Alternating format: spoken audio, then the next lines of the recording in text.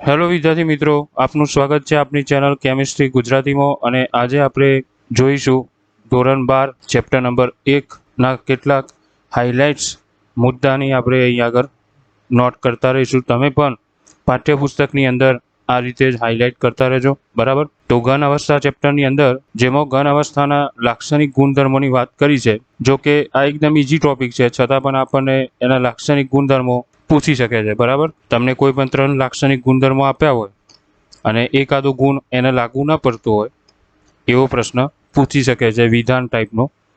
અસ્ફટિકમય અને સ્ફટિકમય ઘન પદાર્થોની પણ વાત કરી છે, જેમાં કેટલાક એના ઉદાહરણો ખાસ તૈયાર કરવા, બરાબર. જેમ કે આપણે સોડિયમ ક્લોરાઇડ અને ક્વાર્ટઝ જે રહ્યું એ સ્ફટિકમય ઘન પદાર્થનું ઉદાહરણ છે. પછી રબર અને પ્લાસ્ટિક એ અસ્ફટિકમય ઘન પદાર્થ છે, બરાબર. અસ્ફટિકમય ઘન પદાર્થનો ગ્રીક શબ્દ એમોર્ફસ. આકૃતિની ડિટેલની અંદર ક્વાર્ટઝ એ એકલો ક્વાર્ટઝ હોય તો સ્ફટિકમય, અને ક્વાર્ટઝ કાચ હોય તો એ અસ્ફટિકમયની અંદર આવશે. એ બંને ઉદાહરણ યાદ રાખવા. પછી અસ્ફટિકમય ઘન પદાર્થનું બીજું નામ આભાસી ઘન પદાર્થો અને અતિશીત પ્રવાહી પદાર્થો પણ છે, એ પણ આપણે યાદ રાખીશું, બરાબર. એટલે આ કોષ્ટક 1.1 જે તફાવતનું છે એ તો આપણે આખું તૈયાર કરી દેવાનું, જેમાં સાચા ઘન પદાર્થો, ફરીથી આ આભાસી ઘન પદાર્થોની વાત કરી છે, બરાબર. વિષમદૈશિક છે, સમદૈશિક છે, એ બધા ગુણ એના યાદ રાખવાના અને ઉદાહરણ ખાસ યાદ રાખવાના. સ્ફટિકમય ઘન પદાર્થો અને અસ્ફટિકમય ઘન પદાર્થોના જેટલા પણ ઉદાહરણ હોય એ બધા જ ઉદાહરણ આપણે યાદ રાખવાના. કેટલાક ઉદાહરણો અસ્ફટિકમયના આપેલ છે. પછી અસ્ફટિકમય સિલિકોનનો એક સ્પેશિયલ એનો ઉપયોગ પણ આપેલ છે કે એ ઉત્તમ ફોટોવોલ્ટેઇક પદાર્થ છે જે સૌર ઉર્જાને વિદ્યુત ઉર્જામાં રૂપાંતર કરે છે. એના બાદ ઘન પદાર્થોનું જે વર્ગીકરણ આપેલું છે એમાં અધ્રુવીય આણ્વીય ઘન પદાર્થોની ડિટેલ આપેલી છે, બરાબર. સૌથી પહેલા તો આપણે એના ઉદાહરણ યાદ રાખવાના અને એની અંદર કયા પ્રકારનો બંધ અથવા કયા પ્રકારનું આકર્ષણ બળ જોવા મળે છે એ પણ યાદ રાખવાનું. તો આ ખાસ બાબત યાદ રાખવી. અને જો તમે મુદ્દા વાઇઝ આ રીતે ટીક કરતા રહેજો, પણ આનું જે કોષ્ટક આપેલું છે એમાં પણ આના મુદ્દા આપેલા છે, તો એમાં પણ જોઈ લેવું. નીચા ગલન બિંદુ ધરાવે છે. પછી ધ્રુવીયની અંદર HCl SO2, બરાબર. એમાં પ્રબળ ધ્રુવીય ધ્રુવીય પારસ્પરિક ક્રિયાઓ જોવા મળે છે. સહસંયોજક બંધ એમાં હોય છે. ઘન SO2 અને ઘન NH3 એના ઉદાહરણ છે. હાઇડ્રોજન બંધ ધરાવતા જે વધારે વિદ્યુતઋણ પરમાણુ હોય એ અને ઓછા વિદ્યુતઋણ પરમાણુ વચ્ચે હાઇડ્રોજન બંધ બને છે, બરાબર. એનું ઉદાહરણ પણ યાદ રાખવું. બાષ્પીય પ્રવાહી અથવા પોચા ઘન પદાર્થો તરીકે પણ એ ઓળખાય છે. આયનીય ઘન પદાર્થોની અંદર કુલંબિક પ્રકારનું આકર્ષણ બળ જોવા મળશે. ઘટક કણો એના કયા છે એ પણ યાદ રાખવા, બરાબર. ઘટક કણો આયનો હોય છે. ઉત્કલન બિંદુ અને ગલન બિંદુનો મુદ્દો તો યાદ રાખવો જ દરેક ઘન પદાર્થોમાં. વિદ્યુતના કેવા હોય છે તો ઘન અવસ્થામાં એ અવાહક હોય છે, પરંતુ પીગળિત અને પાણીમાં ઓગાળતા આયનો જે રહ્યા એ વિદ્યુતનું વહન કરી શકે છે. ધાત્વીય ઘન પદાર્થો એમાં મુક્ત ઇલેક્ટ્રોન સમુદ્રથી એ જકરાયેલ હોય છે. ઇલેક્ટ્રોન એમાં ગતિશીલ હોય, મુક્ત હોય છે, બરાબર. અને એટલા માટે જે સૌથી વધારે ઊંચી વિદ્યુતીય અને ઉષ્મીય વાહકતા માટે જવાબદાર છે. એનું શોર્ટમાં આ ખાલી વાક્ય યાદ રાખવું. બાકીની બાબત તો તમને ખબર છે કે ધાતુઓ ટીપણી અને તન્ય હોય છે, બરાબર. ચરકાટ અને કેટલાક કિસ્સામાં એ રંગ પણ ધરાવે છે. સહસંયોજક ઘન પદાર્થોની વાત કરી છે, જેમાં બૃહદ અણુઓની વાત કરી છે. સહસંયોજક આની અંદર સૌથી પ્રબળ હોય છે. તેમને ગલનબિંદુ જે રહ્યા એ બાકીના બધા ઘન પદાર્થોથી ખૂબ જ ઊંચા હોય છે, બરાબર. ગલન પામતા પહેલા તેમનું વિઘટન પણ થાય છે. હીરો અને સિલિકોન કાર્બાઇડ આના ઉદાહરણ છે. તેમ છતાં ગ્રેફાઇટ પણ આ પ્રકારના સ્ફટિકવર્ણમાં સમાવિષ્ટ છે, બરાબર. એટલે ગ્રેફાઇટ પણ એનું ઉદાહરણ થયું. પરંતુ ગ્રેફાઇટ એ વિદ્યુતનું સુવાહક છે, જ્યારે હીરો અને સિલિકોન કાર્બાઇડ એ બધા અવાહક છે, બરાબર. આ ખાસ બાબત યાદ રાખવી. અને અહીંયા આગળ આપણને આ જે મુદ્દાઓ જોયા એનું કોષ્ટક પણ આપેલું છે. જો તમે કોષ્ટક તૈયાર કરો તો પછી મુદ્દાઓ તૈયાર કરવાની જરૂર નથી. મુદ્દાઓ પણ એ જ બાબત છે, બરાબર. કોષ્ટકમાં તમને વધારાના ઉદાહરણ પણ આપેલ છે, એટલે બની શકે તો કોષ્ટક જ તૈયાર કરવું, ઉપરના મુદ્દાઓ તૈયાર કરવાની જરૂર નથી, બરાબર. એના બાદ ડાયરેક્ટ સ્ફટિક લેટિસની જે લાક્ષણિકતાઓ રહી એ આપણે યાદ રાખવાની ખાસ, બરાબર. 3 લાક્ષણિકતાઓ એની આપણે યાદ રાખીશું. એના બાદ બાકીની કોઈ બાબત આમાં તૈયાર કરવા જેવી નથી.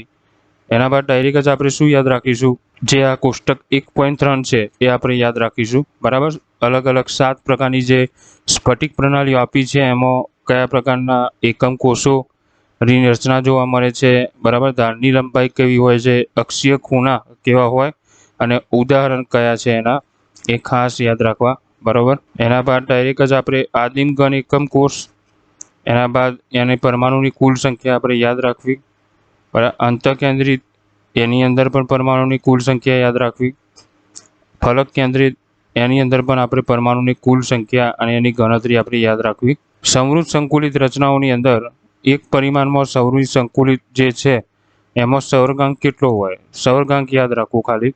દ્વિપરિમાણમાં પણ બે રીતે ત્યાં આગળ થાય છે ગોઠવણ. એની ગોઠવણ કઈ ટાઈપની હશે તો એ ગોઠવણ આપણે યાદ રાખવાની, બરાબર. અને એનો સવર્ગાંક કેટલો છે એ પણ આપણે યાદ રાખવું પડશે. અને એમાં જોઈ શકો છો કે ચોરસ સમૃદ્ધ સંકુલન બનશે દ્વિપરિમાણમાં અને એનો સવર્ગાંક છે 4, બરાબર. એ જ રીતે ફરીથી એબી પ્રકારની જો ગોઠવણ થાય તો એમાં ષટકોણીય સમૃદ્ધ સંકુલન બનશે અને એનો સવર્ગાંક કેટલો હશે, એનો સવર્ગાંક હશે 6, બરાબર. જે અહીં આપેલો છે તમે એ ટીક કરી દેજો. ત્રિપરિમાણમાં હવે જોઈએ સમૃદ્ધ સંકુલન. ત્રિપરિમાણમાં સમૃદ્ધ સંકુલનની જે પ્રથમ ગોઠવણી રહી જેમાં દ્વિપરિમાણમાંથી ત્રિપરિમાણ બને છે, બરાબર. એમાં 3 એ પ્રકારની ગોઠવણી જોવા મળશે જેમાં દ્વિપરિમાણીય ષટકોણીય સમૃદ્ધ સંકુલનમાંથી જો ત્રિપરિમાણ બને તો એની ગોઠવણ પછી બે રીતે થાય છે. એમાં બીજા સ્તરને પ્રથમ સ્તર ઉપર ચરાવવાથી તમને સમચતુષ્ફલકીય છિદ્રો જોવા મળશે, બરાબર.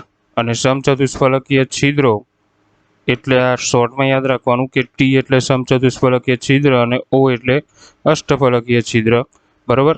આકૃતિ જે આપેલી છે આ રહી સ્મોલ એ વાળી અને એના ઉપરની આ બંને આકૃતિ યાદ રાખજો. એના બાદ આ બંને આકૃતિઓ પણ યાદ રાખજો. પરીક્ષામાં કદાચ આ ટાઈપની આકૃતિ આપી દે અને એવું પૂછી લે કે આ આકૃતિ કોની છે તો આકૃતિ યાદ રાખજો. સમચતુષ્ફલક અને અષ્ટફલકના છિદ્રોની આકૃતિ છે બંને. અષ્ટફલકીય છિદ્રોની પણ વાત કરી છે પણ આપણે આમાં મેઇન મુદ્દો આ જ છે કે સમચતુષ્ફલકીય છિદ્રોની સંખ્યા કેટલી હોય તો અષ્ટફલકીય છિદ્રોની સંખ્યાથી બમણી હોય એટલે કે 2 × n અને પરમાણુની સંખ્યા કેટલી હોય અષ્ટફલકીય છિદ્રોની સંખ્યા જેટલી જ પરમાણુઓની સંખ્યા હોય. હવે સમચતુષ્ફલકીય છિદ્રોને જો આપણે ઢાંકીએ એ વખતે એબી પ્રકારની ભાત મળે છે અને આ રચના હેક્ઝાગોનલ પેક રચના તરીકે ઓળખાય છે, બરાબર. જે કઈ ધાતુઓમાં જોવા મળે છે મેગ્નેશિયમ અને ઝિંક જેવી.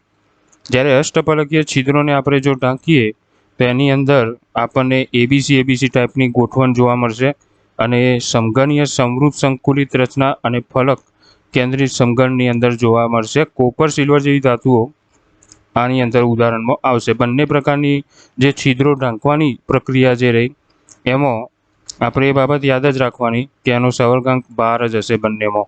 સ્ફટિકનો 74% અવકાશ ભરી દેશે બંને પ્રકારની સંકુલન ક્ષમતાની અંદર, બરાબર. હવે સંયોજનના સૂત્ર આધારિત જે બાબત આપી છે કે સંયોજનના સૂત્રોના અહીં આગળ તો એક જ ઉદાહરણ આપેલું છે માત્ર કોયડો 1.1, બરાબર. એ તો તમે બંને ઉદાહરણ આ જે આપેલા છે બોક્સની અંદર એ તો ગણી જ લેવાના, પણ તમારા જોડે જે પણ મટીરિયલ હોય એ મટીરિયલમાં જેટલા પણ સંયોજનના સૂત્ર ગણવાના દાખલા આપેલા હોય એ એક વખત ગણી દેવા. કારણ કે આ એક્ઝામની અંદર સંયોજનના સૂત્ર ગણવાના દાખલા વધુ પૂછાતા હોય છે, બરાબર.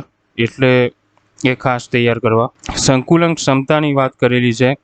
આમાં તમારે આ બધા મુદ્દા યાદ રાખવાની જરૂર નથી, પણ જો તમારી જોડે કોઈ બીજું મટીરિયલ હશે તો એની અંદર કોષ્ટક આપેલું હશે. એ કોષ્ટકની અંદર આ ત્રણેય સંકુલન ક્ષમતાઓ અને એની અંદર રહેલું ધારની લંબાઈ એનું માપ, બરાબર, એનું સૂત્ર, આરની ત્રિજ્યાનું સૂત્ર, એના ઘનનું સૂત્ર, બરાબર. આ બધા સૂત્રો આપેલા હશે તો એ ખાસ તૈયાર કરી દેવું. છતાં પણ હું અહીં ટીક કરી દઉં છું કે એસજીપી સીસીપીની અંદર એનું માપ કેટલું થશે તો એનું માપ યાદ રાખવું આ એનું માપ છે. તો આર કેટલો થાય, આર આટલો હશે, બરાબર. હવે એનો ઘન કેટલો થાય તો એનો ઘન તો પછી તમે એ મૂલ્યનો જ્યારે ઘન કરશો તો તમને એનો ઘન મળશે એટલે કે આટલું મૂલ્ય એનું મળશે, બરાબર. પેકિંગ ક્ષમતા એની કેટલી હશે 74%. અંતઃકેન્દ્રિત સમઘનની અંદર હવે જોઈએ તો એમાં પણ એનું માપ કેટલું છે તો એનું માપ આટલું છે, બરાબર. અને આરનું માપ એના ઉપરથી જ આટલું થશે. અને જ્યારે તમે એનો ઘન કરશો તો એનું મૂલ્ય કેટલું મળે એ પણ આપણે ત્યાં જોઈ લેવું. પેકિંગ ક્ષમતા એની 68% છે. સાદા સમઘન લેટિસની અંદર હવે વાત કરીએ તો એની અંદર એનું મૂલ્ય કેટલું હશે 2r જેટલું હશે. તો તમને એના ઉપરથી આવડી જાય કે આરનું મૂલ્ય કેટલું હોય. એનો ઘન કેટલો હશે 8 આરનો ઘન હશે. અને એ પ્રમાણે જો આપણે સંકુલન ક્ષમતા સાદા સમઘન માટે ગણીએ તો 52.4 જેટલી મળે છે. સૂત્રો ખાસ તૈયાર કરી દેવા પણ એના દાખલા ખાસ પૂછાતા નથી. એનું કારણ એ કે આમાં ગણતરી ઘણી લાંબી છે, એના માટે ખાસ કેલ્ક્યુલેટરની જરૂર તો પડે જ. બધા પોઈન્ટવાળા જ ગણતરી છે, બરાબર. હવે કેલ્ક્યુલેટરનો યુઝ તો થતો જ નથી નીટની એક્ઝામમાં, માટે આવા દાખલા પૂછવાની શક્યતા પણ ઓછી છે. ઘન પદાર્થોમાં અપૂર્ણતા, એમાં આપણે ખાસ યાદ રાખીશું કે બિંદુ ક્ષતિના વાત કરી છે. એના પછી તમે એની અંદર જોઈ શકો છો કે અવકાશ અને આંતરાલીય ક્ષતિ જે એના પેટા પ્રકાર છે, એમાં લીટી સ્થાન ખાલી હોય ત્યારે એને ખાલી ક્ષતિ કહે છે. અને શાના માટે જવાબદાર છે? ઘનતામાં ઘટાડો કરે છે, બરોબર. પદાર્થને ગરમ કરીએ ત્યારે પણ આ ક્ષતિ જોવા મળે છે.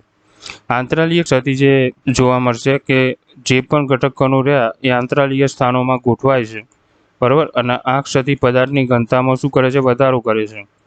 બિન આયનીય ઘન દ્વારા આ બંને ક્ષતિઓ જોવા મળશે. અને આયનીય ઘન હંમેશા વિદ્યુતીય તટસ્થતા જળવાઈ રહે એટલા માટે એની અંદર ફ્રેન્કલ અને શોર્ટકી ક્ષતિ જોવા મળશે, બરાબર. આયનીય ઘનોમાં હંમેશા ફ્રેન્કલ અને શોર્ટકી ક્ષતિ જોવા મળશે, જ્યારે બિન આયનીય ઘનમાં તમને અવકાશ અને આંતરાલીય ક્ષતિ જોવા મળશે. તો ફ્રેન્કલ ક્ષતિની પણ ડિટેલ આપી છે, બરાબર, જેમાં તમારે જે મુદ્દો આપ્યો છે એ આખો તૈયાર કરી દેવો, બરાબર. અને ફ્રેન્કલ ક્ષતિને બીજું નામ વિસ્થાપન ક્ષતિ તરીકે પણ ઓળખાય છે, બરાબર. અને એનો ખાસ ઉદાહરણ આ યાદ રાખવા. શોર્ટકી ક્ષતિમાં પણ એ રીતે આખો મુદ્દો આપણે તૈયાર કરી દેવો, અને એના અંદરનું જે ઉદાહરણ આપેલા છે એ પણ ખાસ તૈયાર કરવા, બરાબર. આ એના ઉદાહરણ છે. ખાસ NaClની અલગથી વાત કરી છે, બરાબર. વધારાના પણ ઉદાહરણ છે. અને AgBr એ આ બંને ક્ષતિઓ દર્શાવશે, બરાબર. એટલા માટે AgBr આનું ખાસ એક્ઝામ્પલ થશે. અશુદ્ધિ ક્ષતિની અંદર એવી વાત કરી છે કે NaCl અને SrCl2 બંને પદાર્થોનું મિશ્ર કરીએ તો આ ક્ષતિ તમને જોવા મળે. એ જ રીતે બીજું ઉદાહરણ પણ છે, CdCl2 અને AgClનું ઘન દ્રાવણ.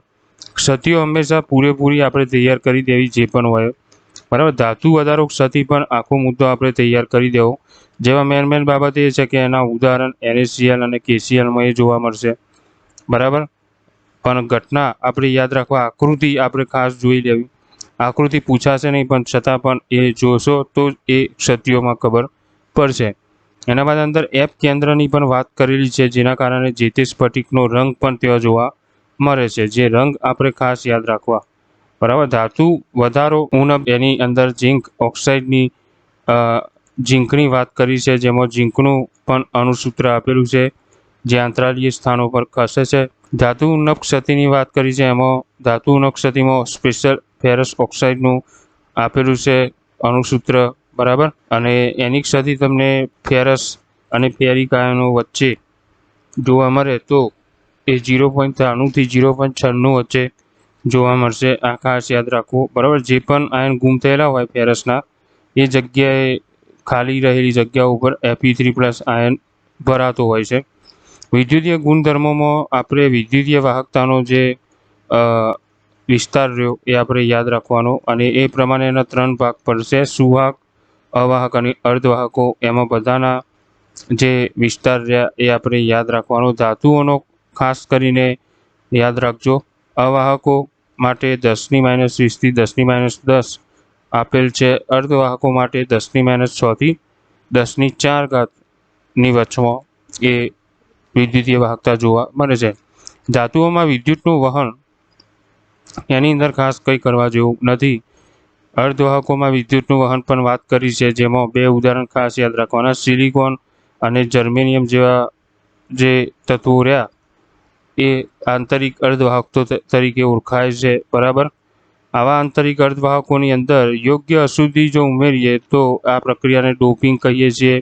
એમની વાહકતા વધારવા માટે ડોપિંગ સિલિકોન અને જર્મેનિયમ જેવા આંતરિક અર્ધવાહક કરતો ઇલેક્ટ્રોન સમૃદ્ધ કે ઇલેક્ટ્રોન ઉણપ અશુદ્ધિનો ઉપયોગ કરીને મેળવી શકાય છે, બરાબર. આ ખાસ બાબત યાદ રાખવી. આવી અશુદ્ધિઓ એક ખાસ પ્રકારની ક્ષતિ દાખલ કરે છે, ઇલેક્ટ્રોન ક્ષતિ. ત્યાં આગળ પછી ફરીથી ઇલેક્ટ્રોન સમૃદ્ધ અશુદ્ધિ અને ઇલેક્ટ્રોન ઉણપ અશુદ્ધિની વાત કરી છે. આ બંને મુદ્દા IMP છે, એ ખાસ તૈયાર કરી દેવાના, જેમાં N પ્રકારના અર્ધવાહક અને P પ્રકારના અર્ધવાહકોની વાત કરેલી છે. N અને P પ્રકારના અર્ધવાહકોના કેટલાક ઉપયોગો આપ્યા છે, જેમાં ટ્રાન્ઝિસ્ટર એક પ્રકારના અર્ધવાહક બીજા અર્ધવાહક સેન્ડવિચ કરીને બનાવવામાં આવે છે, જે એનપીએન અને પીએનપી પ્રકારના ટ્રાન્ઝિસ્ટરો તરીકે ઓળખાય છે. ગેલિયમ આર્સેનાઇડ એ અર્ધવાહકો ખૂબ જ ઝડપી પ્રતિક્રિયા આપે છે. એની વાહકતા ખૂબ જ વધારે છે. બીજા પણ કેટલાક ઉદાહરણો છે અહીંયા આગળ સમૂહ 13 થી 15ના મિશ્ર અને સમૂહ 12-16ના મિશ્ર ઉદાહરણો આપેલા છે. એ આપણે ખાસ યાદ રાખવા. રેનિયમ ઓક્સાઇડ એનો આકાર અને એની વાહકતા ધાત્વિય કોપર જેવી જ હોય છે. આ એક ખાસ ઉદાહરણ થઈ ગયું, આ યાદ રાખવું. ચુંબકીય ગુણધર્મોની વાત કરી છે, એમાં આપણે બોહર મેગ્નેટન ન્યુ બી જેનું મૂલ્ય યાદ રાખવું અને અનુચુંબકીયની અંદર અનુચુંબકીયના ગુણ યાદ રાખવા. કોના કારણે જોવા મળે તો અયુગ્મિત ઇલેક્ટ્રોનની હાજરીને કારણે જોવા મળશે. પ્રતિચુંબકીયમાં પણ એના ઉદાહરણ યાદ રાખવા. એમાં અયુગ્મિત ઇલેક્ટ્રોન હાજર હશે નહીં, બધા ઇલેક્ટ્રોન કેવા હશે? યુગ્મિત હશે, બરાબર. લોહ ચુંબકત્વની અંદરના ઉદાહરણ પણ આપણે યાદ રાખીશું. અને આની અંદર તમે જોઈ શકો છો કોઈ પણ પદાર્થને એની સાથે વધુ સમય મૂકી રાખવામાં આવે, બરાબર, તો એ લોહ ચુંબક તત્વમાં ફેરવાઈ જાય છે. પ્રતિ લોહ ચુંબકત્વમાં માત્ર એક જ ઉદાહરણ છે, એટલે તો આઈએમપી કહેવાશે, બરાબર, જેમની અંદર ડોમેન રચનાઓ જે રહી એ એકબીજાથી વિરુદ્ધ અભિવિન્યાસ ધરાવે છે અને એકબીજાની ચુંબકીય ચાક માત્રાને નષ્ટ કરે છે. ફેરી મેગ્નેટિઝમની અંદર પણ તમે જોઈ શકો છો કે સમાંતર અને બિન સમાંતર દિશાઓમાં અભિવિન્યાસ દર્શાવે છે. આ ત્રણેય જે ચુંબકીય ગુણ રહ્યા લોહ ચુંબકીય માટે, પ્રતિ લોહ ચુંબકીય માટે અને ફેરી મેગ્નેટિક માટેના જે અભિવિન્યાસ રહ્યા ડોમેનના, એ આ રીતના જોવા મળશે. આ આકૃતિ યાદ રાખવી એટલે ઓટોમેટિક તમને એ મુદ્દો યાદ રહી જશે. ફેરી મેગ્નેટિક પદાર્થો એની અંદર ઉદાહરણ આપેલા છે, બરાબર. આ પદાર્થને ગરમ કરીએ તો ફેરી મેગ્નેટિઝમ ગુમાવે છે અને કાયમી માટે એ અનુચુંબકીય બની જાય છે. આનો ખાસ ગુણ થયો, આ પણ આપણે યાદ રાખવું, બરાબર. અહીંયા ચેપ્ટર નંબર 1 આપણે પૂરું કરીએ છીએ અને હવે આપણે વાત કરીશું ચેપ્ટર નંબર 2. Chapter number 2 દ્રાવણો. દ્રાવણોના પ્રકારો આપણે કોષ્ટક જે આપ્યું છે એ ખાસ તૈયાર કરી લેવું. વાયુમય દ્રાવણો, પ્રવાહી દ્રાવણો, ઘન દ્રાવણો. એના બાદ જે પણ સૂત્રો આપણને આપેલા હોય એ સૂત્રો અને એના નીચેની જે ડિટેલ રહી એ બધી યાદ રાખવી, બરાબર. જે ડિટેલ્સ આપેલી છે એ તૈયાર કરી દેવી. એમાં અમુક આઈએમપી બાબતો આવી જાય છે. ધરતી કદની ટકાવારીનું જે સૂત્ર ને આમાં આપેલું નથી, પરંતુ તમે બનાવી શકો છો, બરાબર. અથવા તો તમને કોઈ ગાઈડની અંદર કે નવનીતની અંદર તમને આપેલું જ હશે સૂત્ર, એ રીતે તમે તૈયાર કરી શકો છો. અને આના મુદ્દાની અંદર એની ઉપયોગિતા આપેલી છે, ખાસ યાદ રાખવું. પાર્ટ્સ પર મિલિયનનું સૂત્ર આપેલું છે અને એની ઉપયોગિતા, એનો ઉપયોગ ક્યાં આગળ થાય છે એની પણ વિગત આપણને આપેલી છે. આપણે જોઈ લઈએ. મોલ અંશનું સૂત્ર આપણે તૈયાર કરી દેવું ખાસ, બરાબર. એનું સૂત્ર આ રીતે પણ સંજ્ઞા દ્વારા રજૂ કરી શકાય છે. બાકીના મુદ્દા શીખવાની જરૂર નથી. એ યાદ રાખવાનું કે આપેલા દ્રાવણમાં બધા જ મોલ અંશનો સરવાળો 1 થાય છે, એ ખાલી બાબત યાદ રાખીશું, બરાબર. મોલારિટીનું સૂત્ર આપણે યાદ રાખીશું, બરાબર.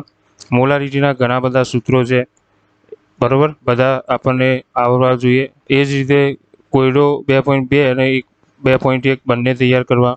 મોલારિટીના પણ એ જ રીતે ઘણા બધા સૂત્રો છે. અહીંયા તો એક જ આપેલું છે. ચેનલ ઉપર વિડીયો જે મૂકેલા છે કે અગત્યના સૂત્રો, એના 5 ભાગ મૂકેલા છે. સૂત્રો માટે ખાસ એ વિડીયો ખાસ જોવા તમારે.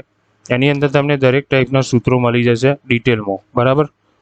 તો આ ચેપ્ટરના તો ઘણા બધા સૂત્રો એની અંદર મેં ચર્ચા કરેલ છે, એ જોઈ લેવા 5 ભાગ, બરાબર. મોલારિટીના પણ ત્યાં આગળ સૂત્રો છે અને એનો ઉપયોગિતા પણ આપેલી છે. આ મુદ્દા આખા આપણે જોઈ લેવા અને કોયડા ખાસ ગણવા. મિત્રો, આ જે સાંદ્રતાના એકમો છે એના કોયડામાં ખાસ કોઈ પોઈન્ટવાળા મોટા ભાગે જોવા મળશે નહીં. રકમો હશે તો પણ નોર્મલ પોઈન્ટવાળી જ રકમો હશે, જેની ગણતરી તમે મોઢે કરી શકો છો અથવા તો એનું રફકામ તમે કરીને એનો જવાબ લાવી શકો છો. પણ આમાં કોઈ વધારે પડતી ગણતરી નથી, એટલા માટે આવા એક્ઝામ્પલ આપણને પરીક્ષામાં પૂછી શકે છે. આ ખાસ યાદ રાખવું. તો એના જેટલા પણ સાંદ્રતાના એકમોના સૂત્રો છે એના આપણે દાખલા જરૂરથી શીખવા. એના બાદ દ્રાવ્યતાની ને એ બધી ડિસ્કસ કરેલી છે. એની અંદર આપણે મુખ્ય મુદ્દો લેસ એટેલિયનો તાપમાનની અસરનો અંદર સંતૃપ્ત દ્રાવણમાં વિલયન પ્રક્રિયા ઉષ્મા શોષક છે. તાપમાનના વધારા સાથે દ્રાવ્યતા વધે છે અને પરંતુ ઉષ્માક્ષેપકમાં દ્રાવ્યતા ઘટે છે. આ મુદ્દો ખાસ યાદ રાખવો, બરાબર. વાયુની પ્રવાહીમાં દ્રાવ્યતા જે આપેલી છે પણ એની અંદર હેનરીનો નિયમ જ આપણે ખાસ તૈયાર કરવાનો, બરાબર. જેનું વિધાન આપણે હેનરીના નિયમનું, એનું સૂત્ર અહીંયા વાત કરેલી છે કે આપેલ તમારે કેએસનું ઊંચું મૂલ્ય પ્રવાહીમાં વાયુની ઓછી દ્રાવ્યતા સૂચવે છે, બરાબર. N2O2 બંને માટે KSના મૂલ્યો તાપમાનના વધારા સાથે વધે છે, જે વાયુની દ્રાવ્યતા તાપમાનના ઘટાડા સાથે પણ વધે છે. બરાબર. હવે તમને કોષ્ટક 2.2 આપ્યું છે, એમાં આખું કોષ્ટક તૈયાર કરવાની જરૂર નથી, પણ જે પણ વાયુ આપેલા છે એના તાપમાન તમે જોઈ લેજો કે તાપમાન જે છે બરાબર. અહીંયા નાઇટ્રોજન 2 વખત આપેલું છે, એક 293, એક 303. તો એ વખતે હેનરીનું મૂલ્ય તમે જુઓ 76.48, 88.84. તો બરાબર, એના ઉપરથી તમે બંને નાઇટ્રોજન જે આપેલા છે અલગ અલગ તાપમાને અલગ અલગ હેનરીનું મૂલ્ય આપે છે. બરાબર. ઓક્સિજન માટે પણ તમે જોઈ શકો છો કે બંને અલગ અલગ મૂલ્ય આપેલા છે ઓક્સિજન માટે, તો એમાં પણ તમે ફેરફાર જોઈ શકો છો. ફોર્માલ્ડિહાઇડનું અહીં સૌથી ઓછું મૂલ્ય આપેલું છે 1.83 × 10⁻5. બરાબર. એના પછી અહીંયા એક ખાસ બાબત પણ આપેલી છે કે જળચર સ્પેસીસ ગરમ પાણી કરતો ઠંડા પાણીમાં વધુ સગવડપૂર્વક રહે છે. એનું કારણ આ જ છે, જે ઉપર મુદ્દો આવી ગયો છે. એના બાદ હેનરીના નિયમની જે ઉપયોગિતા આપેલી છે એની અંદર સ્કુબા મરજીવા ગેસની બોટલો સાથે લઈ જાય છે દરિયામાં. કયા ટાઈપનું મિશ્રણ હોય છે એ આપણે ખાસ યાદ રાખવાનું. પછી વધુ ઊંચાઈએ જે પર્વતારોહકોની અંદર ઓક્સિજનની ઉણપના કારણે જે રોગ એટલે કે જે શારીરિક અસર ઉત્પન્ન થાય છે એ એનોક્સિયા નામની બીમારી તરીકે ઓળખાય છે. એના બાદ રાઉલ્ટના નિયમનું જે સૂત્ર આપેલું છે એના અમુક આપણે પદો યાદ રાખીશું. આ બધા જે સૂત્રો રહ્યા એ અમુક આપણે યાદ રાખીશું, અને એનો આ ખાસ જે ગ્રાફ આપેલો છે એ તો ખાસ યાદ રાખજો મિત્રો. અને ત્યાં લખેલું જ છે કે પી ટોટલ વિરુદ્ધ X2નો આલેખ જે રહ્યો એ રેખીય હોય છે, અને આ આલેખ ઉપરથી આ મુદ્દો પણ આપેલ છે, ખાસ તૈયાર કરી લેજો. પછી એના બાદ મોલ અંશ જે ડાલ્ટનના આંશિક દબાણ ઉપરથી શોધવાના હોય છે એના 2 સૂત્રો આપેલા છે, ખાસ યાદ રાખવા. ડાયરેક્ટ જ આ સૂત્રોની અંદર જ કિંમત મૂકીને ગણતરી કરવાની હોય છે, એવા દાખલા શોર્ટકટ આપણને પૂછાય છે. બરાબર. કોયલો 2.5 આપેલો છે એ ગણતરી કરવાની જરૂર નથી. બરાબર.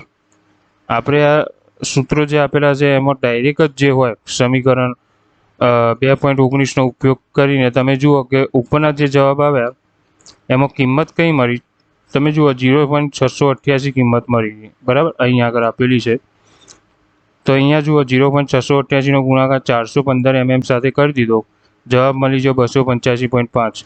તો ટૂંકમાં તમને આ ટાઈપના પૂછી શકે. બરાબર. ઉપરની ગણતરી કરવાની નહીં હોય, તમને રકમમાં મૂલ્ય આપેલા જ હશે, તમારે ડાયરેક્ટ ગુણાકાર જ કરવાનો હશે, પણ સૂત્ર કયું એપ્લાય કરવું એ આપણે યાદ રાખવાનું. સૂત્ર આર્યું એપ્લાય કરવાનું રહેશે ત્યાં આગળ.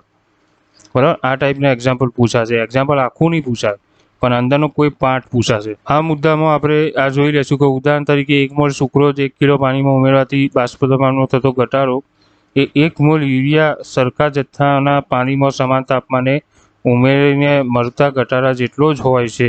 એના બાદ આદર્શ દ્રાવણોની વાત કરી છે કે આદર્શ દ્રાવણોને કયા નિયમો લાગુ પડશે, તો આ બંને નિયમો લાગુ પડશે. બરાબર. ΔH અને ΔV બંનેના મૂલ્યો કેવા હશે? આદર્શ દ્રાવણ માટે 0 હશે. બંનેની અંદર જે પારસ્પરિક ક્રિયાઓ રહી આંતરાણુય આકર્ષણ બળોની એ અને BB પ્રકારની હશે, અને દ્વિઅંગી દ્રાવણમાં બંને પારસ્પરિક પ્રક્રિયા ઉપરાંત AB પ્રકારની પણ પારસ્પરિક ક્રિયા જોવા મળશે. બરાબર. આના ઉદાહરણ કયા આવશે? તો n hexane plus n heptane, bromoethane plus chloroethane, benzene plus toluene એ આદર્શ દ્રાવણોના ઉદાહરણ હશે. બરાબર. એના બાદ બિન આદર્શ દ્રાવણોના જે ઉદાહરણ છે, દ્રાવણના બાષ્પદબાણ રાઉલ્ટના નિયમ પ્રમાણે અનુમાનિત કરેલા બાષ્પદબાણ કરતાં વધારે અથવા ઓછું હોઈ શકે. જો તે વધારે હોય તો આવું દ્રાવણ ધન વિચલન દર્શાવશે, જો ઓછું હોય તો ઋણ વિચલન દર્શાવશે. તો આમાં 2 ભાગ પડશે, ધન વિચલન અને ઋણ વિચલન. આમાં ABની જે પારસ્પરિક ક્રિયાઓ રહી એ AA અને BBની પારસ્પરિક ક્રિયાઓ કરતાં નબળી જોવા મળે છે, એ ખાસ યાદ રાખવું. અહીંયા AA અને BB શું છે? તો A એટલે દ્રાવ્ય હશે, B એટલે દ્રાવક હશે. આ ખાસ યાદ રાખવું. આની અંદર ઉદાહરણની અંદર કાર્બન ડાયસલ્ફાઇડ અને એસિટોન અને શુદ્ધ ઇથેનોલ અને એસિટોન આ બંને ઉદાહરણ આપેલા છે. બરાબર. આવું દ્રાવણ જે રહ્યું એ ધન વિચલન દર્શાવશે. એના બાદ ઋણ વિચલનની અંદર જોઈ લઈએ. ધન વિચલનની અંદર બાષ્પદબાણ જે રહ્યું એમાં વધારો થશે, જ્યારે ઋણ વિચલન જે રહ્યું એમાં બાષ્પદબાણમાં શું થાય છે? ઘટાડો થાય છે. બરાબર. ફિનોલ અને એલિનિન એ આનું ઉદાહરણ છે. બીજું પણ એક ઉદાહરણ છે ક્લોરોફોર્મ અને એસિટોન, ઋણ વિચલનનું ઉદાહરણ છે. અને આ 4 જે ઉદાહરણો રહ્યા, ધન વિચલનના 2, ઋણ વિચલનના 2, એ પાછા કોના ઉદાહરણ છે? બિન આદર્શ દ્રાવણોના. આ ખાસ યાદ રાખવું બાબત. એજિયોટ્રોપની પણ વાત કરી છે મિત્રો, અલગ ટોપિક આપીને. એજિયોટ્રોપની અંદર 2 પ્રકારના એજિયોટ્રોપ બને છે, નિમ્નતમ ઉત્કલન અને મહત્તમ ઉત્કલન એજીઓટ્રોપ, બરાબર. જે દ્રાવણો વધુ ધન વિચલન દર્શાવે તે નિમ્નતમ ઉત્કલન એજીઓટ્રોપ બનાવે છે, અને એના ઉદાહરણમાં આવશે ઇથેનોલ અને પાણીનું જો વિભાગીય નિષેધન કરીએ તો 95% ઇથેનોલ ધરાવતું દ્રાવણ પાછું આપે છે. જે દ્રાવણોના રાઉલના નિયમથી વધુ ઋણ વિચલન દર્શાવે એ મહત્તમ ઉત્કલન એજીઓટ્રોપ બનાવે છે. એમાં ઉદાહરણ આવશે નાઇટ્રિક એસિડ અને પાણી, બરાબર. એજીઓટ્રોપ નાઇટ્રિક એસિડ અને પાણીનું જો આપણે અલગીકરણ કરીએ તો 68% નાઇટ્રિક એસિડ અને 32% પાણી હોય છે. આમાં તાપમાન યાદ રાખવાની કોઈ જરૂર નથી. હવે મિત્રો, એક બાબત એજીઓટ્રોપની અંદર ખાસ એ મહત્વની છે કે ગઈ વખતે એક પ્રશ્ન નીટની અંદર આવી ગયેલો છે એજીઓટ્રોપનો, જેમાં 4 ઓપ્શન આપેલા હતા. 4 ઓપ્શનમાંથી બાકીના જે 3 ઓપ્શન રહ્યા એમાં જે મિશ્રણ આપ્યા હતા એમાં કોઈ મિશ્રણમાં પાણી હતું જ નહીં કોઈ મિશ્રણમાં, બરાબર. પરંતુ સાચો જવાબ કયો હતો કે જેની અંદર પાણી આપેલું હતું, બરાબર. એજીઓટ્રોપની આ ખાસ એક બાબત છે કે એમાં બીજો જે ઘટક હશે એ પાણી તો હશે જ. આપણે ખાલી પહેલો ઘટક જ યાદ રાખવાનો છે, બરાબર. આ યાદ જ રાખવું. પણ જો તમને પ્રશ્ન થોડોક વધારે ભારે કરી દેવો હોય તો એવી રીતનું તમને ત્યાં આગળ મિશ્રણ આપેલું હોય કે બધા જ ઓપ્શન પાણીવાળા આપેલા હોય તો પછી શું કરવું? તો પણ એની અંદર આઈડિયા એ છે આપણી જોડે કે જે પણ પદાર્થો બાષ્પશીલ હશે થોડા સમય પણ જો એને બહારના વાતાવરણમાં રાખીએ તો ઓટોમેટિક ઉડી જતા હોય એવા પદાર્થ કોણ છે બંનેમાંથી? તો તમે જુઓ કે નિમ્નતમ ઉત્કલનની અંદર ઇથેનોલ પ્લસ પાણીનું ઉદાહરણ છે. પાણી તો છે જ, પણ ઇથેનોલ કેવો પદાર્થ છે? બાષ્પશીલ પદાર્થ છે, બરાબર. આલ્કોહોલ છે, આલ્કોહોલ કેવું છે? બાષ્પશીલ છે, બરાબર. પરંતુ નાઇટ્રિક એસિડ અને પાણીનું જે ઉદાહરણ છે મહત્તમ એજીઓટ્રોપની અંદર, તો નાઇટ્રિક એસિડ બાષ્પશીલ નથી. એટલે આ ખાસ બાબત યાદ રાખવી. 4 ઓપ્શનમાં બીજો ઘટક જો પાણી જ આપ્યો હોય તો પછી પહેલો ઘટક જે રહ્યો એ જોઈ લેવો. પહેલો ઘટક કયો બાષ્પશીલ છે? જે બાષ્પશીલ હશે એ નિમ્નતમ બનાવશે એજીઓટ્રોપ, અને જે બાષ્પશીલ નહીં હોય એ મહત્તમ એજીઓટ્રોપ બનાવશે. આ ખાસ યાદ રાખવું. સંખ્યાત્મક ગુણધર્મો અને મોલર દળનું નિર્ધારણ આપેલું છે, એમાં ખાસ કઈ બાબત ઇમ્પોર્ટન્ટ નથી, એ આપણે જવા દઈશું. પણ એની અંદર એક સૂત્ર આપણે આરું તૈયાર કરી દેવાનું જે તમને બીજા પેજ ઉપર આપેલું છે, બરાબર. કે બાષ્પ દબાણનો સાપેક્ષ ઘટાડો દ્રાવ્યના મોલ અંશ બરાબર થાય છે. એમાં મોલ અંશનું સૂત્ર તો તમને ખબર જ છે, x2 બરાબર N2/N1 પ્લસ N2. અહીંયા આગળ મંદ દ્રાવણો માટે મોલ અંશનું N2નું મૂલ્ય N1 થી ખૂબ જ ઓછું હશે, એટલે ઉપરના જે સૂત્રમાં આપણે N1 આપેલું છે એની સાપેક્ષમાં N2ને અવગણીશું, જે પ્લસમાં આપેલું છે. માટે એનું બીજું સૂત્ર આ ટાઈપનું બનશે, અને એના બાદ એનું ત્રીજું સૂત્ર આ ટાઈપનું બનશે. આ 3 સૂત્રો ઇમ્પોર્ટન્ટ છે. દાખલો આની ઉપરથી કોઈ પણ પૂછી શકે છે, બરાબર. અને આના જે દાખલા આપેલા છે એ આપણે તૈયાર કરવા, કારણ કે આ દાખલા એટલા બધા ભારે નથી. ઉત્કલન બિંદુનું ઉન્નયન આપેલું છે, આપણે ખાસ સૂત્ર જેનું શીખવાનું, બરાબર. સૌથી પહેલાં તો ડેલ્ટા ટીબી માઇનસ ટીબી 0, બરાબર. એના બાદ ડેલ્ટા ટીબી બરાબર મોલાલિટી. કેબીનો એકમ યાદ રાખવાનો. મોલાલિટીનું સૂત્ર તો આપણને આવડતું જ હશે, પણ ડેલ્ટા ટીબીનું સૂત્ર આપણને આવડવું જોઈએ. એમાંથી જો આપણે આણ્વીય દરને સૂત્ર કરતાં બનાવીએ તો એનું સૂત્ર કઈ ટાઈપનું બને એ પણ આપણને ખબર હોવી જોઈએ. આ ટાઈપના જે એક્ઝામ્પલ રહ્યા એ આપણને પૂછી શકે છે, કારણ કે આ પણ એક્ઝામ્પલમાં કંઈ ખાસ વધારે ગણતરી હોતી નથી, બરાબર. એટલે આ બંને પ્રકારના એક્ઝામ્પલ આપણે શીખીશું. ઠાર બિંદુનું અવનયન આપેલું છે, એની અંદર ડેલ્ટા ટીએફ બરાબર TF0 માઇનસ TF, જે ઠાર બિંદુ અવનયન તરીકે ઓળખાય છે, બરાબર. એ જ રીતે ડેલ્ટા TF એ મોલાલિટીના સમપ્રમાણમાં હશે, બરાબર. KF એ આનો મોલર અવનયન અચળાંક છે, જેનો એકમ આપણે યાદ રાખવું. અને એમાં પણ મોલાલિટીનું ફરીથી સૂત્ર આપેલું છે. ડેલ્ટા TFનું સૂત્ર આપણે યાદ રાખવું, અને આણ્વીય દળનું સૂત્ર આપણે યાદ રાખવું. બંને પ્રકારના જે અવનયન અને ઉન્નયન અચળાંક રહ્યા ગલન એન્થાલ્પી અને બાષ્પાયન એન્થાલ્પીના સંદર્ભમાં એના સૂત્રો આપેલા છે. આ બંને સૂત્રો યાદ રાખવા, બાકીઓના કોઈ એક્ઝામ્પલ તૈયાર કરવાની જરૂર નથી, બરાબર. કારણ કે બાષ્પાયન એન્થાલ્પી અને ગલન એન્થાલ્પી આપણે ત્યાં આગળ કંઈ ગણવાની જરૂર નથી, પણ આપણે આ સૂત્ર ડાયરેક્ટ પૂછી લે તો આપણને એ યાદ હોવું જોઈએ, બરાબર. ઠાર બિંદુનું અવનયન અને દ્રાવણનું ઠાર બિંદુ અહીં આપેલું છે, એવા એક્ઝામ્પલ આપણે ખાસ શીખવા. અભિસરણ દ્રવ્યની વાત કરી છે. બ્રાઇન એટલે ક્ષારનું પાણી, જેમાં યાદ રાખજો પારગમ્ય પડદાઓની વાત કરી છે, જેમાં કુદરતી પડદા તરીકે જે ઉદાહરણ આપેલા છે એ યાદ રાખવાના આપણે. આવા પડદાઓને અર્ધપારગમ્ય પડદા એટલે કે એસપીએમ તરીકે ઓળખાય છે. એસપીએમનું પૂરું નામ યાદ રાખજો. અભિસરણ દબાણ આપેલ તાપમાને દ્રાવણની મોલારિટી C ને સમપ્રમાણમાં હોય છે. તો પાઈ બરાબર C/RT. આ ખાસ યાદ રાખવું. અભિસરણ દબાણનું સૂત્ર છે આ રહ્યું. અને એના બાદ એના બે સૂત્રો પણ આપેલ છે, જેમાં પાઈ V બરાબર અને M2 બરાબર. આ બંને અલગ અલગ સૂત્રો છે, એ યાદ રાખીશું આપણે. એના બાદ આ એક મુદ્દો જે આપેલો છે એ આપણે તૈયાર કરી દેવો, બરાબર. જેમાં અભિસરણ દબાણનું એક સ્પેશિયલ ઉદાહરણ આપેલું છે. એમાં અતિ અભિસારી દ્રાવણની વાત કરેલી છે અને એ જ રીતે અલ્પ અભિસારી દ્રાવણની પણ વાત કરેલી છે. બંને પ્રકારના દ્રાવણોની વાત કરી છે, બરાબર. અને સમ અભિસારી દ્રાવણની પણ વાત કરી છે. આ આખો મુદ્દો આપણે તૈયાર કરી લેવો. અભિસરણ દબાણનું એક ઉદાહરણ પણ આપેલું છે, ગણી લેવું. હવે પ્રતિ અભિસરણ દબાણ આપેલું છે. પ્રતિ અભિસરણ દબાણની અંદર પ્રતિ અભિસરણ દબાણ માટે ઘણું ઊંચું દબાણ જરૂરી હોય છે. અને જે છિદ્રાળુ પડદો વપરાય છે આની અંદર એ સેલ્યુલોઝ એસિટેટની ફિલ્મ છે. સેલ્યુલોઝ એ પાણી માટે પારગમ્ય છે, પણ અશુદ્ધિઓ અને દરિયાના પાણીમાં રહેલા ક્ષાર માટે અપારગમ્ય છે. બસ આટલું યાદ રાખવાનું આની અંદર. અસામાન્ય મોલર દરની અંદર આ સૂત્રો આપણે યાદ રાખીશું બધા, અને એના ઉપરથી આ સૂત્રો પણ આવી જાય એ પણ યાદ રાખીશું. હવે KCl, NaCl, MgSO4નું આ ઉદાહરણ યાદ રાખજો ખાસ. અને એનું કોષ્ટક આ તૈયાર કરવું. કોષ્ટકમાં મૂલ્યો તૈયાર કરવાની જરૂર નથી, પણ જે આઈના અલગ અલગ મૂલ્યો આપેલા છે, અલગ અલગ મોલારિટી, એ તમે જોઈ શકો છો. 0.1, 0.01, 0.001. એના મૂલ્યો તમે જુઓ ધ્યાનથી કે એના મૂલ્યો મોલારિટી પ્રમાણે વધતા જાય છે, બરાબર. 1.87, 1.94, 1.97. પણ દ્રાવ્યના સંપૂર્ણ વિયોજન માટેનું જે મૂલ્ય આપેલ છે વોન ટોપ અવયવાયનું, એ કેટલું છે? 2 જ છે. કેમ 2 છે? કારણ કે આયનો કેટલા છે? 2 જ છે, બરાબર. KClમાં આયનો કેટલા છે? 2 જ છે. MgSO4માં આયનો કેટલા છે? 2 જ છે. K2SO4માં આયનો કેટલા છે? K2SO4માં પોટેશિયમના 2 અને સલ્ફેટનો 1 આયન છે, એટલે ટોટલ આયનો કેટલા છે? 3 આયનો છે. આ ખાસ યાદ રાખવું. K2SO4 અને બાકીના પદાર્થ માટે જેટલા આયનો હોય એટલો જ વોન ટોપ અવયવનું આયનું મૂલ્ય હોય, બરાબર. પણ આઈના અપેક્ષિત પ્રાયોગિક મૂલ્યો એ પછી એની મોલાલિટી ઉપરથી નક્કી કરાય છે.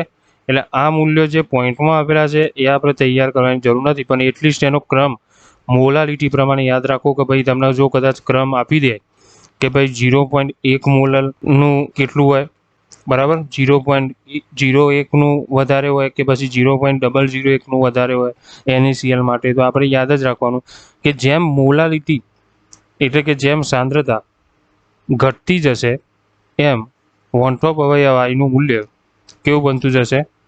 વધતું જશે. આ યાદ રાખો, બરાબર. આ એક્ઝામ્પલ જે રહ્યા એ ઇમ્પોર્ટન્ટ નથી. આટલા મોટા એક્ઝામ્પલ તમારે ગણવાના આવશે નહીં, બરાબર. પણ કદાચ તમને આઈનું જે સૂત્ર રહ્યું એ ડાયરેક્ટ ત્યાં આગળ કોઈ પણ પદ આપેલા હોય ડાયરેક્ટ, તો તેની ગણતરી તમને પૂછી શકે છે. ડાયરેક્ટ જેના જવાબ આવી જતા હોય, સૂત્ર મૂક્યું અને કિંમત મૂકી, જવાબ આવી ગયો, એ ટાઈપના જે એક્ઝામ્પલ રહ્યા, વધારે સાદું રૂપ ના આવતું હોય, તો એવા દાખલાઓ ખાસ કરી લેવા, બરાબર. વધારે મોટા દાખલા આમાં આપણે આવતા નથી. તો અહીંયા મિત્રો ચેપ્ટર 1 અને 2 આપણે પૂરું કરીએ છીએ.